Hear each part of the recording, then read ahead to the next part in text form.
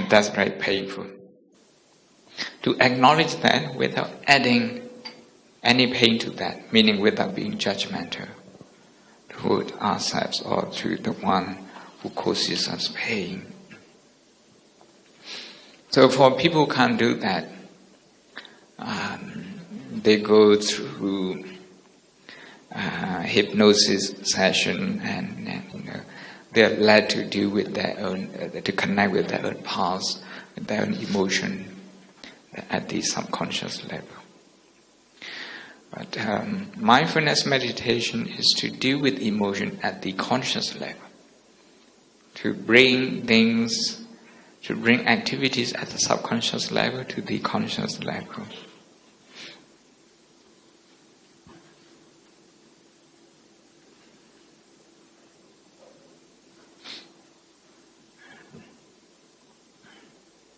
So you don't really need to wait until the other person becomes nice to feel good yourself. By changing yourself, you are in a better position to change the other person. But if you want to change the other person first, before you change yourself, you will find that more difficult.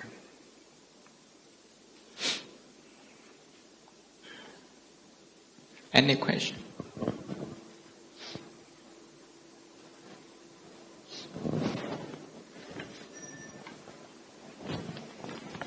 Okay.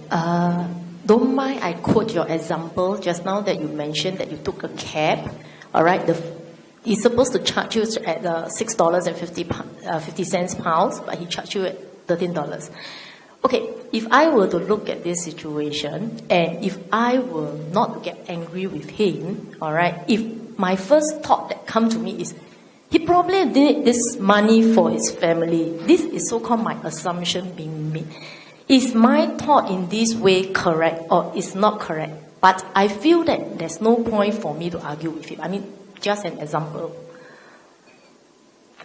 So maybe I'd like to hear a point of view whether am I right, to feel that he probably need this amount of money. Surely he needs money. Whether he's desperate or not, we don't know. People who have a lot of money, they need money also.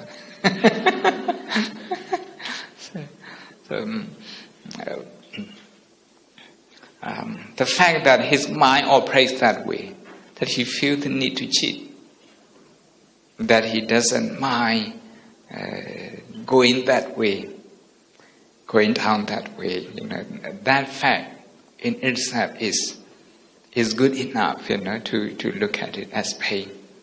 That's for me. I don't know his family background, and I don't want to judge. But morally, he has chosen the path that would put him in trouble. If not with me, then with the law or with anyone else. So he has set himself on the path, which is dangerous.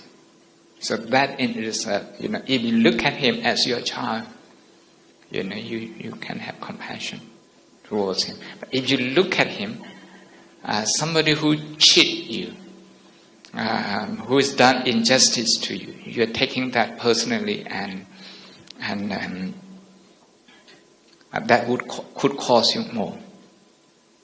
If you can point out to him, I could point out to him, why okay, it's only 6.5 pounds, why you charge me 13 pounds? If I have a reason to, if I had the way to argue with that, I would have done that. But I didn't have that way. I only saw him press twice.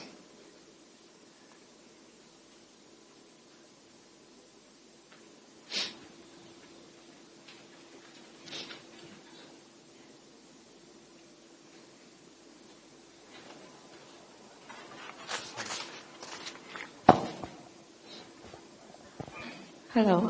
Thank you, Venerable. I want to ask, how if, let's say, we are the one that having negative emotion and then we accidentally hurt someone. So, for example, if you are tired and then we are like complaining or criticizing someone, and then that person probably feel hurt, and then we feel guilty later on. How do we turn it into compassion? That's the first question. And the second question is, if let's say we see other people scolding another one, we see someone scolding another one, and we see both of them are suffering, is there anything that we can do to help them, or we just like ignoring them? Thank you. The first question, in order to connect with your own pain, first is your own pain. You need to connect with your own pain. Before you can connect with your own pain, you will keep causing pain to others, not just to yourself. Because you are in pain, that's why you cause pain to others. To connect with your own pain is difficult.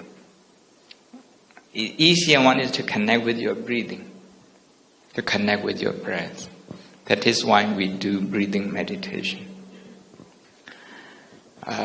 Breathing is important biologically. If we don't breathe, the body wouldn't have oxygen supply, and we wouldn't live. And breathing is also a measurement of our emotional status. When we are very anxious, breathing is shallow. If we are under a lot of stress, breathing is abnormal. We almost forget to breathe. So, to breathe and to be able to connect with this breathing, meaning to be aware of breathing, this is a very good beginning. With this, you're going to find out the other pain. Maybe physical pain first, maybe the pain of restlessness, and then that kind of emotional pain. Then what you need to do is to acknowledge them one by one. This is guilt, the pain of guilt. This is the pain of regret. This is the pain of anger.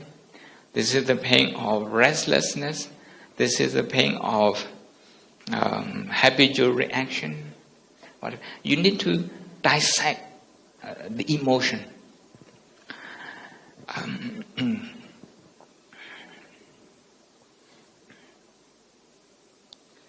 If you put many emotions together, they are very difficult to handle. You put 5 pieces of bricks together, you find it difficult to carry them far. But if you have to carry just one piece of brick, you can carry that without difficulty and a long way. In the same way, when they become entangled, when they start supporting each other, becomes a network, then that's difficult. That is why we talk about one thing at a time. Dealing with our emotion one thing at a time. Getting in touch with a certain emotion, maybe this time anger, maybe confusion, maybe restlessness, maybe irritation, maybe blaming, just to name them individually. If you like, you can write diary to list those emotions. And then what is important is just to feel them, just to feel those emotions, to feel them again mindfully. Unless we feel them,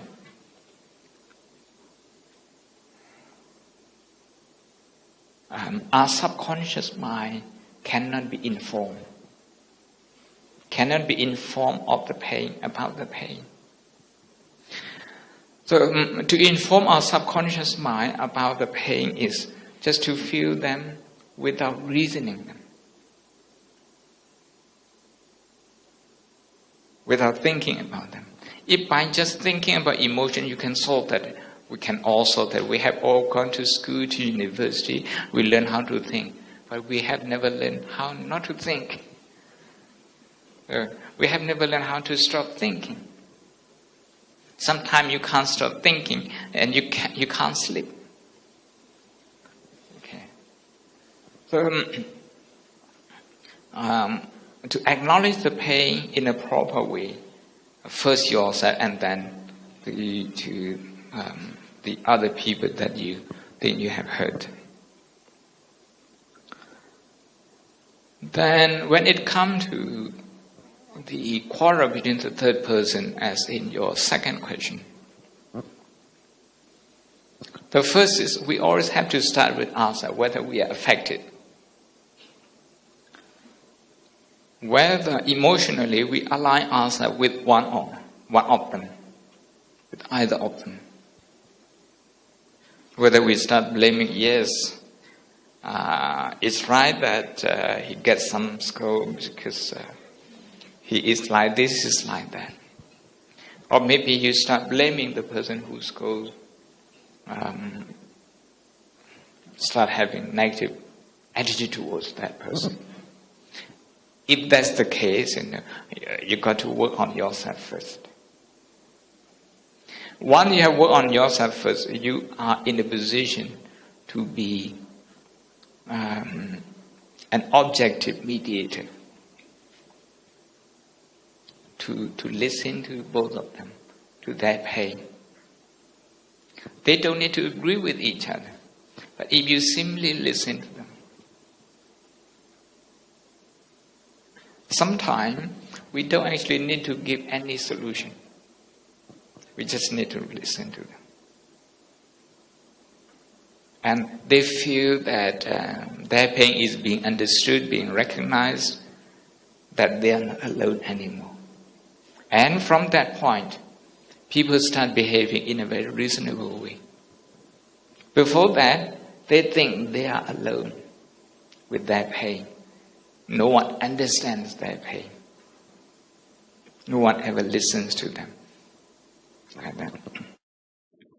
So from there, you have to see whether, you have to judge whether you are able to intervene, whether it's the right time to intervene. If not, you can start some grounding work, that is to listen to them individually. That's what I would do. Thank you so much.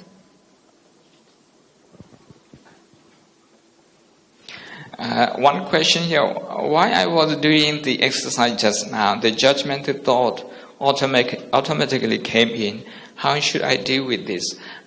Just remember 3R. Register, release, and return. Register, release, and register the automatic thought. And then release it. Attention, movement, control. Then return to breathing. Register, release, and return. You need to acknowledge the automatic thought. All the automatic thought needs is an acknowledgement. How do we love our spouse and children with attachment, as attachment causes us suffering? This is a very enlightening question.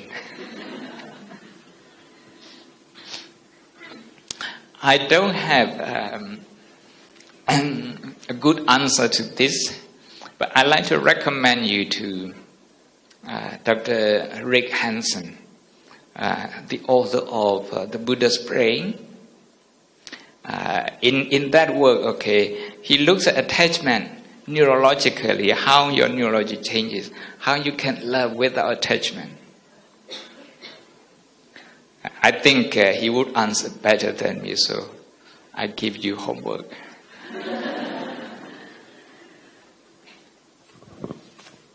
Venerable, how do you respond to somebody who writes to you to ask for forgiveness over an incident that I don't remember or recall. So I'm not affected, but I do feel the other party's distraught mental state, or perhaps losing sleep over it.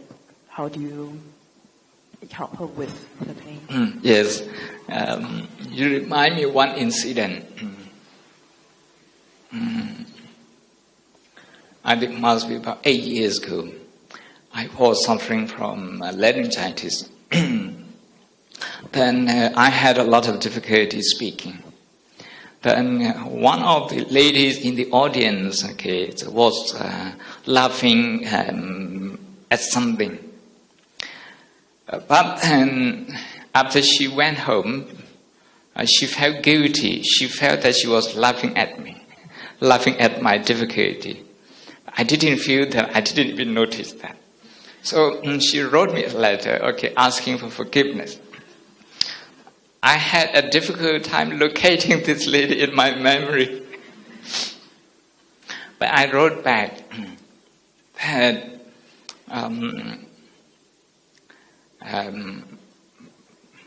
I didn't remember that. If I remembered that, I would have included it in my meditation, in my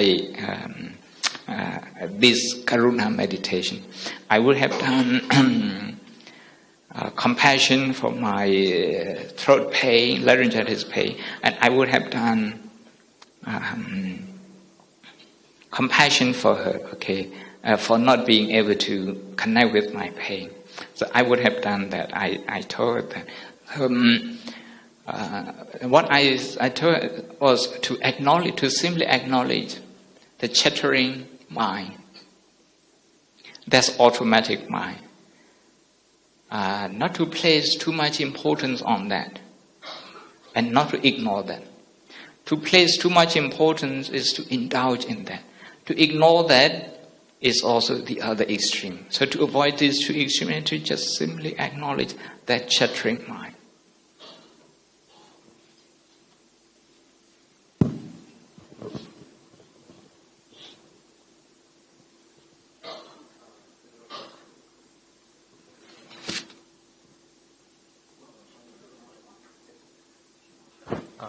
Venerable, I have a question relating to the second practice just now.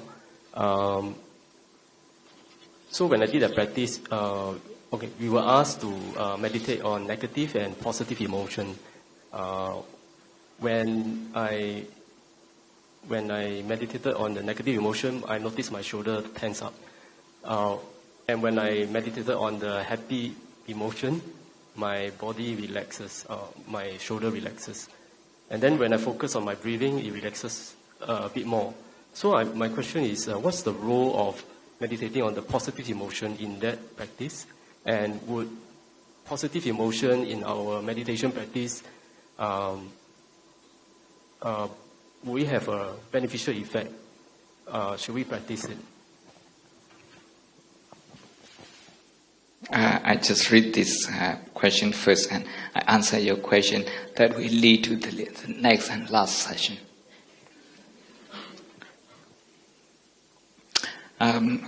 First question. Pandit, the term you have been using, emergency mood, do you have the Pali word for it? The second question, Pandit, how do we transform the negative emotion into positive emotion?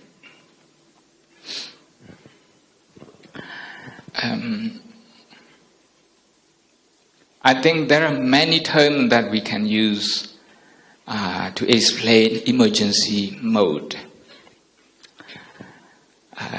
We grade defilement into three. The Latin one is called anusaya kilesa in Pali.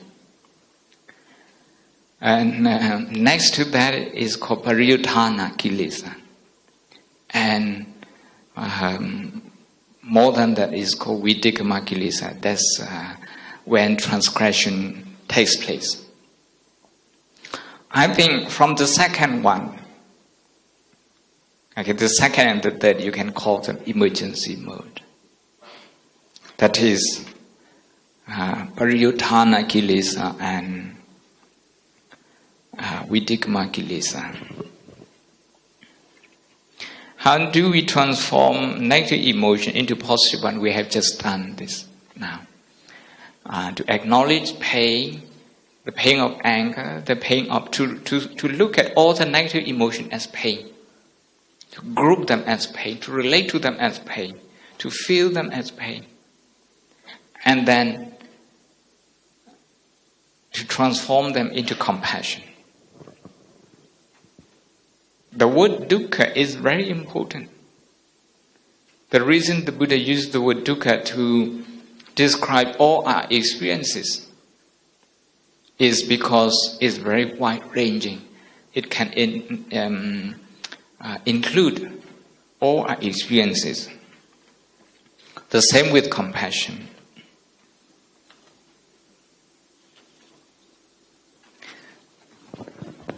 So now I come to your question, and I think we don't take a break now. We only have 40 minutes. Okay, and this session is a joyful session.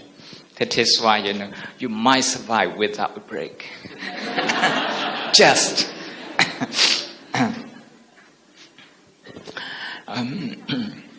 If we train our emotion to be positive, as I mentioned earlier, that's going to have the impact on your brain. The left side of the frontal cortex will have more activities. So even the brain, respond to the positive and negative emotion. The left frontal cortex, the activities from there will send signal to the nerve system in the body. Only the positive signal will be given to the nerve system.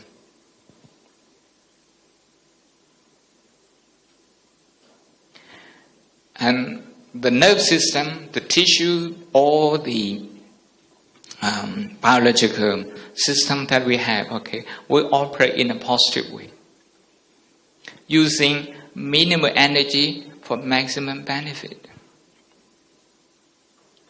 Not under pressure, not under stress. So that's the positive thing.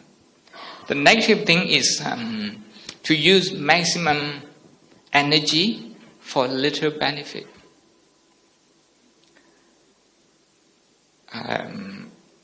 I'd like to speak to the Burmese speaking audience. There is a saying,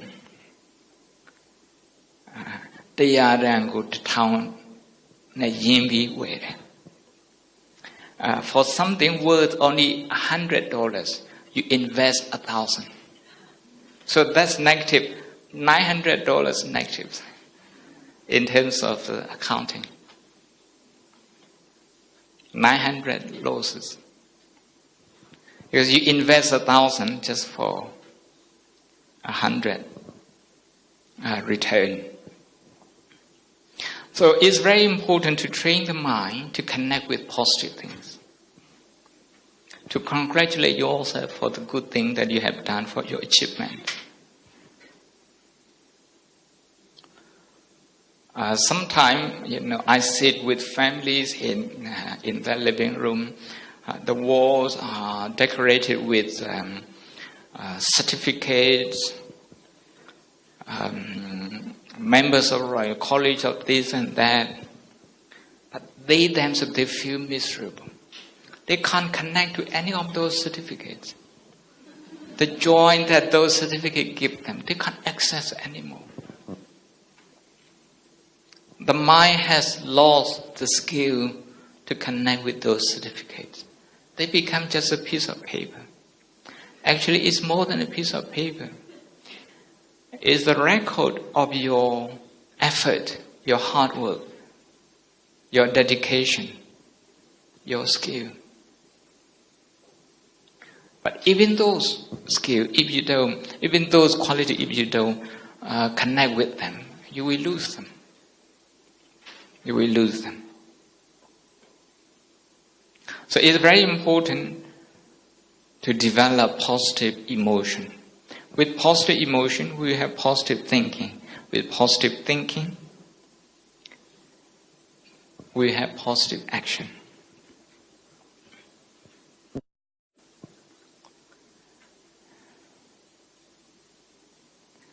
I have mentioned earlier the research from Harvard University, 21 to 1. People are usually obsessed with negative things, what goes wrong in their life. Once they have solved that, then they start looking for another shortcoming, just to fix problem. You go to work, you only fix problem. Once you have fixed that,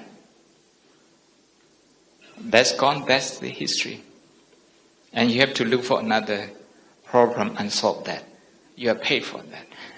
So you are paid to feel negative. To feel negative. I usually ask children, okay, if you have 5 math questions, you have answered 4 of them. Where is your mind now? Where is your attention? It's on the 5th one. They have already done 80% of the work. But they are going to spend 80% of their time on the 20% left. The 20% problem left unresolved. And they're going to spend as little as 20, perhaps less than that, on the 80% of achievement that is in their hand. This is what the Greeks say in 80-20 theory. 80% in your life is going on well. 20% needs improving. But you spend 80% of your energy thinking about the 20%. And you spend very little time rejoicing in the good thing that you do. People usually tell me that they are very stressed out going to work and they don't feel happy, they want to change their job. I said, I don't really have any objection. You change your job.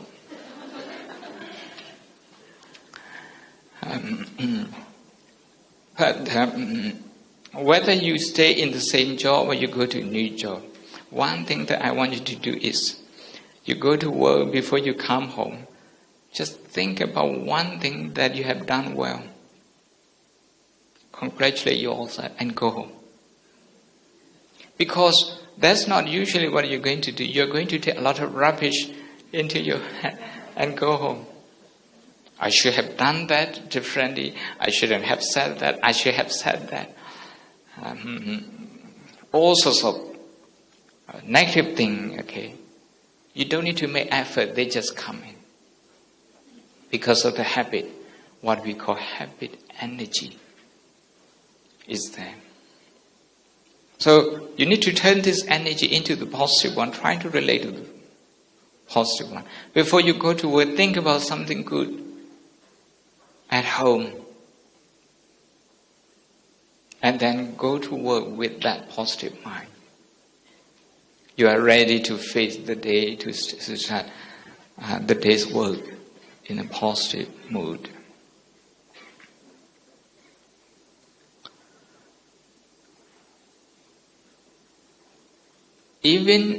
Sometimes people come and meditate with me. We have weekly classes, we have monthly classes, we have long retreat and like that, People often complain that they can't concentrate. I said, look at the positive side. We sit for 1 hour if you can only focus for 3 minutes.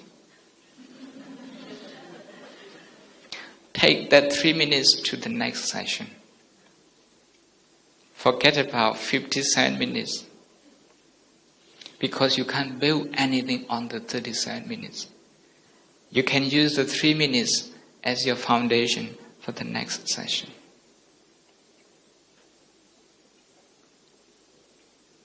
So looking at the half full side of the glass is actually very important in emotion management.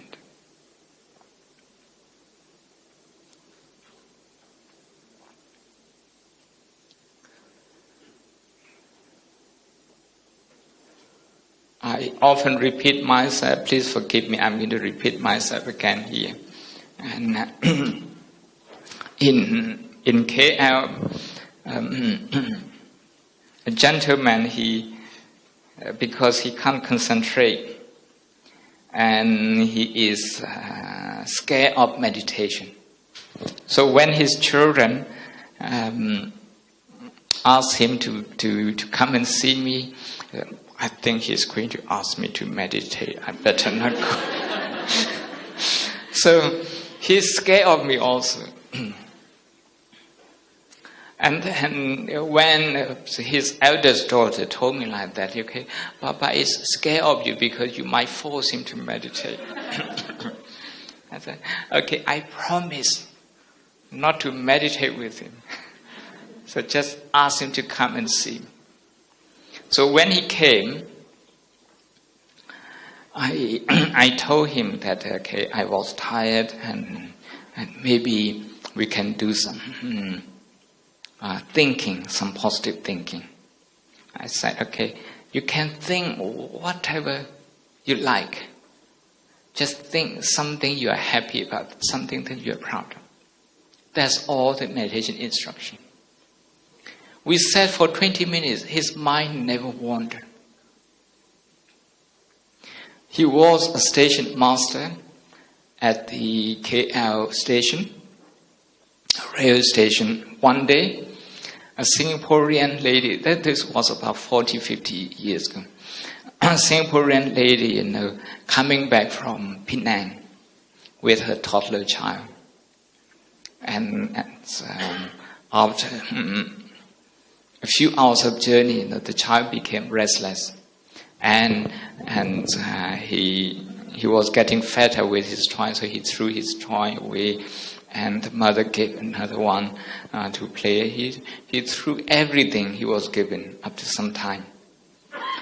There was only one thing she had, and she didn't mind giving her son this one just to calm him down. That was her purse. So she gave him her purse, and she has the tickets, the money, the telephone number, everything in there. And the child was very happy with the new toy, playing with that. And very soon, the restlessness came in, and he just threw that out of the window. The train was moving. And the ticket conductor came in after some time. Where's your ticket? She explained. He wouldn't have it. No, you are on the train with a ticket. I can take you to court. She cried and begged him for understanding. It took a long time. And just before the KL station, the man told her, okay, I won't take you to court, but you must get off at the next session. That's KL session. 6 p.m. in the evening. She was hungry. The child was hungry. She had no money, no telephone, no friends in KL. So she was she was crying on the platform. And this gentleman, the station master, he came in for the evening shift. He saw her, what's wrong with you? And she told him. And he said, okay, don't worry. I'm the boss here. This is my office. Come and sit in front of my office. The first thing he did was to go out to a nearby restaurant, get some food and give it to her. And then from his own pocket, and he also told his staff, okay, to contribute, they collected some money. They bought him a ticket. The extra money they gave her as her pocket money. The next train came. he put her onto the train, made sure that she was safe back to Singapore. He never met this lady again, but whenever he thinks about this, he feels so good about himself having done this. This gentleman has 4 children. Everyone, is London graduated. But he can't connect with the joy of his children's success. I'm sure he has many certificates as well. I have visited a few of their homes in his house, his children's house in KL. It's a very comfortable family. But his mind is always looking for something to worry about. It's a habit. For him, he identified with that worry. As a responsible parent, as a dutiful father, as a dutiful husband, as a responsible citizen, he uses that worry to form his identity and cling to this identity. He never thought that it's possible to be a good father, a good husband without worry. That never clicked in his mind.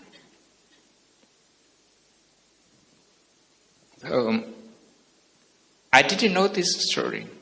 So we sat for 20 minutes, just 2 of us in the tea room, and after 20 minutes, I asked him to share his experience with me. He shared this experience with me. I was very moved. I said, think about this again and again, if not every day, every month. Think about this. This is going to change your brain. Because positive emotion plants the positive neuron in your brain. And positive neurons, again, condition, positive psychology. So it's important that we think about that. With children as young as 7 or 8, I ask them, when you win a football match, how do you feel? Wonderful. Yeah. Think about that. We are going to spend 3 minutes. Think about that. You're playing and you're winning. You're winning. Just trying to connect with that. And then your friends are winning and then trying to connect with that. Finally, trying to connect with the joy of their opponents, the other team. Now you lose, they win. Trying to connect with their joy. If children can do this, they have healthy emotion. They grow up with strong emotion. They cannot be easily shaken emotionally.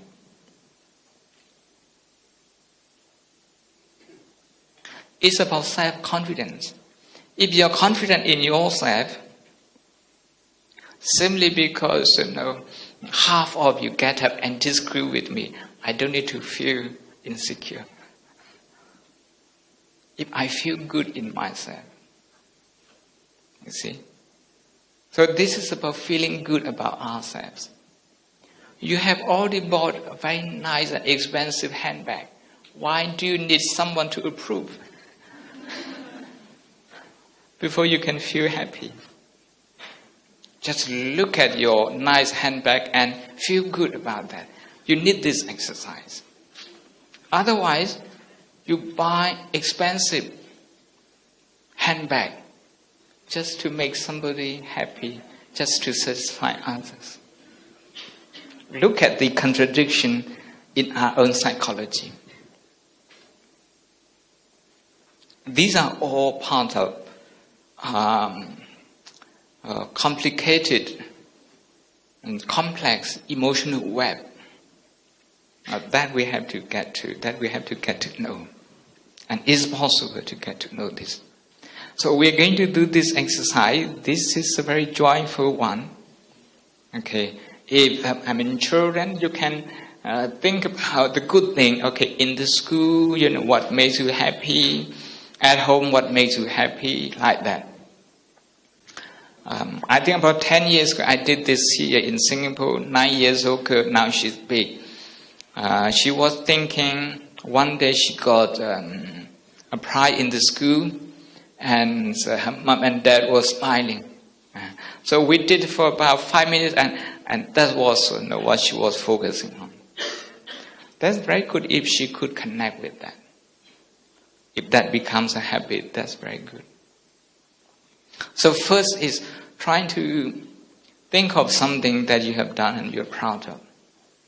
Either for yourself, maybe in education, in family life, in social work, in anything at all.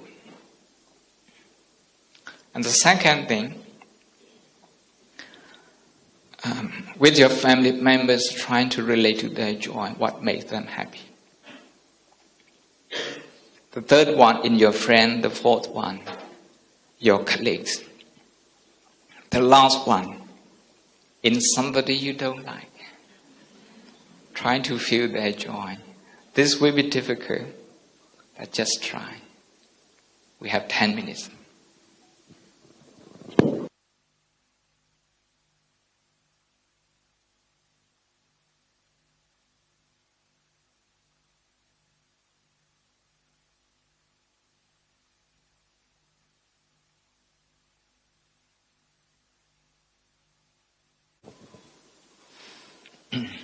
This is a very short exercise to change the habit from being obsessed with negative thing to positive one. We need 3 weeks, according to psychological research findings. We need 3 weeks. But the Satipatthana Sutta says 7 days is also possible for some people. So any question?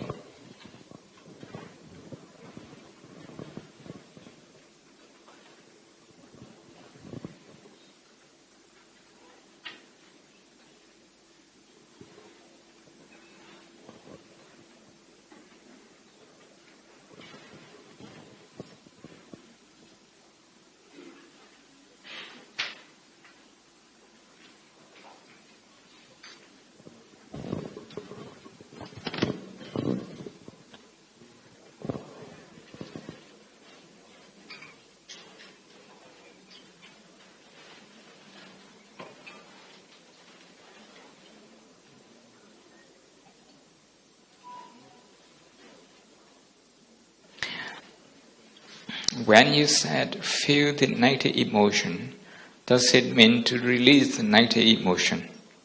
For example, if I feel sad and want to cry, then just allow myself to cry. Or shall I try to build up some positive emotion, for example, practice laugh yoga?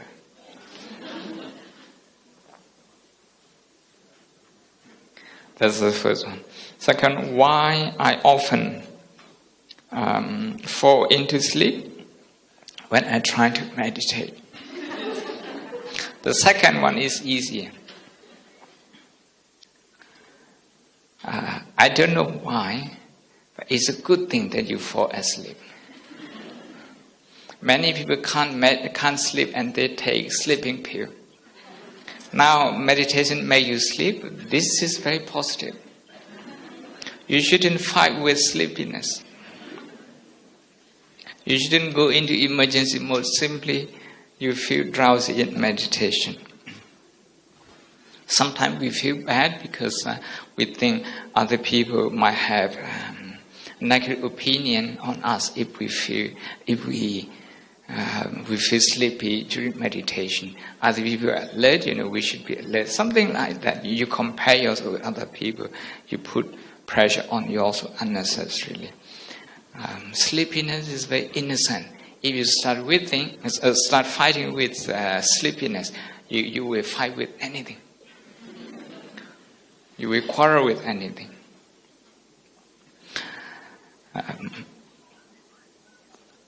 Feeling the negative emotion means many people don't feel that.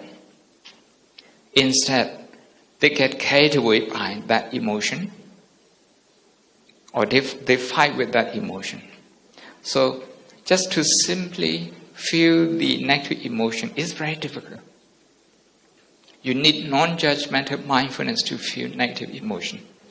Just to hold this negative emotion without judging good or bad. Just to recognize anger, okay, this is anger.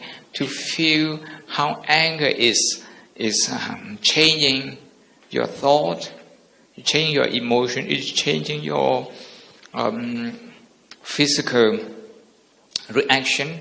If you can just observe that as a third person, as a spectator,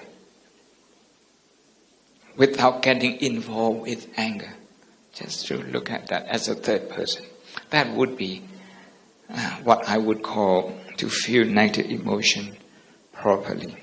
And that would be very educational, very informative.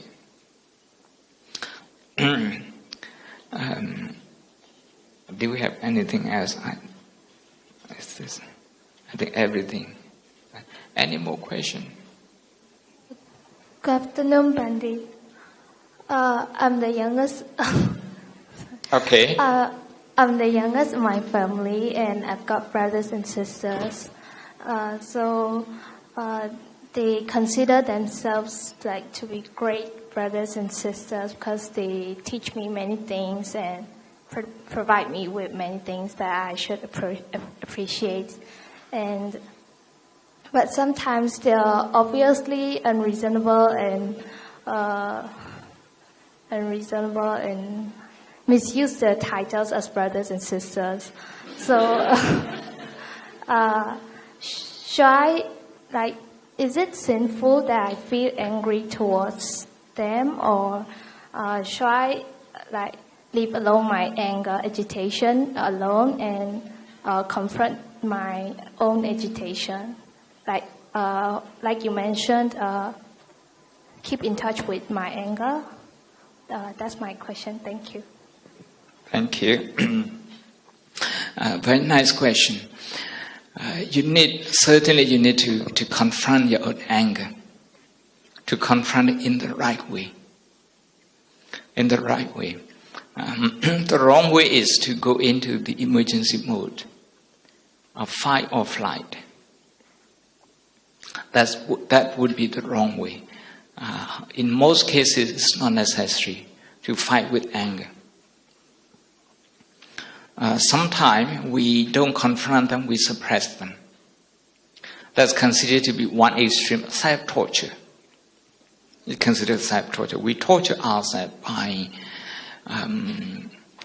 suppressing, by dedicating a lot of our energy to suppressing the anger. Sometimes when we don't suppress them, we just allow ourselves to be dictated by anger and behave in a very angry way. That also that would satisfy you temporarily in the short term, because you think you have made your point and the other person gets your point. But in the long run, that's a bad habit. Whenever there's anger, if we can look at this anger as our friend, instead of fight and flight, we have another term that I didn't have the time to use here. We call it tend and befriend. Tend is to tend, that to attend to anger. Befriend is to make anger your friend. In the Buddhist term, in Pali, friend means metta, meaning to turn anger into metta. That is to not to feel bad about anger. Instead, to feel your own pain for having this anger. If your brothers and sisters, if they abuse their position, then you should feel their pain. You should feel their pain. Because even though they are older, they still feel insecure in some way. Even mom and dad, they still feel some insecure. In some way they still feel insecure. With that insecure mind, people can cause pain, even to their loved ones. And if we can feel their pain, not only that, we protect ourselves from their action, we can also help them to heal their own pain. So that compassion is very important. So what is important is if you can draw an angry face and try to find some way to put a smile on that. That would remind you, turn and befriend anger. The right attitude towards anger. This time is your big brother and sister. Next time it may be somebody else. But anger will never change its quality. It's the same. It remains as destructive as ever. Thank you, Bhante.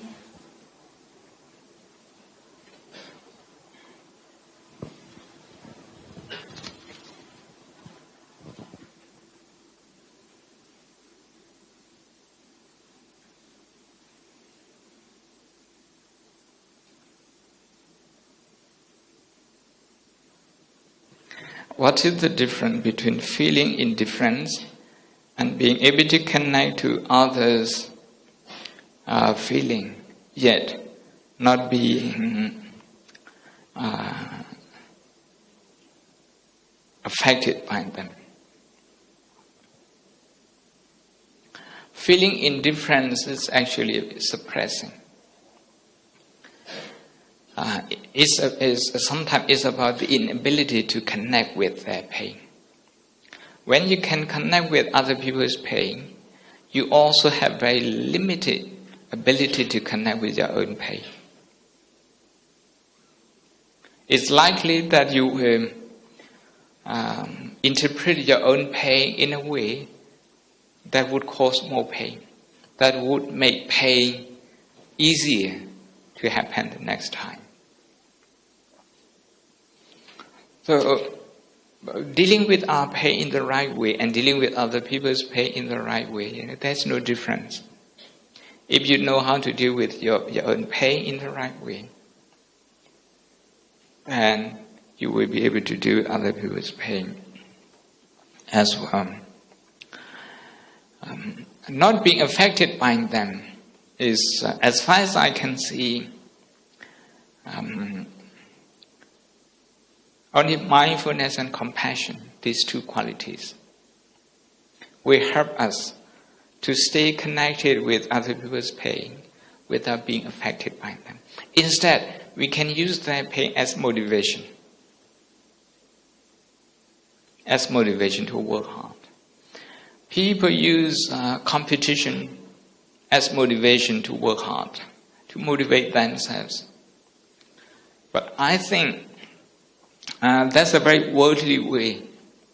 The Buddha motivated himself with dukkha, with suffering, with pain. And there's plenty of pain, endless pain in the world. And you will stay motivated all the time if you can connect with pain. Say, for example, if you're doing